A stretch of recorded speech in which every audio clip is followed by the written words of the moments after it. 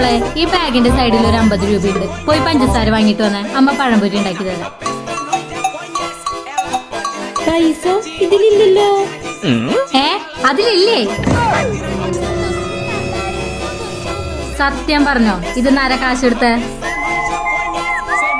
പറയാ. ഇത് ചേട്ടൻ തന്നെയാ എടുത്തത്. ഇവള് തന്നെയാ എടുത്തത്.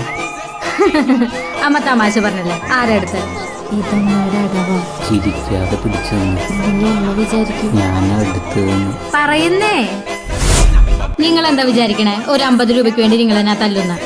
പൈസക്ക് ആവശ്യം വന്നു, നിങ്ങൾ അതെടുത്തു, അതിലെന്താ തെറ്റ്? ശരി, നിങ്ങൾ പറയണ്ട. നിങ്ങൾക്കൊരു കാര്യം അറിയോ, ഞാനും ചെറുപ്പത്തിൽ ഇതുപോലെ അച്ഛന്റെ പോക്കറ്റിൽ നിന്ന് കാശ് കൊടുത്തു. അച്ഛൻ അത് കണ്ടുപിടിച്ചു. അച്ഛൻ നീട്ടി വലിച്ചൊരടി തന്നു മുഖത്ത്. ഞാൻ പോയി കിടക്കണത് ചാണകത്തില്.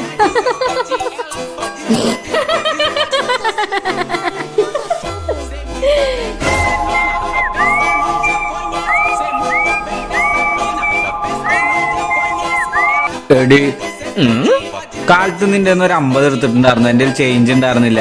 എന്നാ 50. ഓ ശരി, നിങ്ങളാണ് എടുത്തത്. സോറി മക്കളെ, സോറി.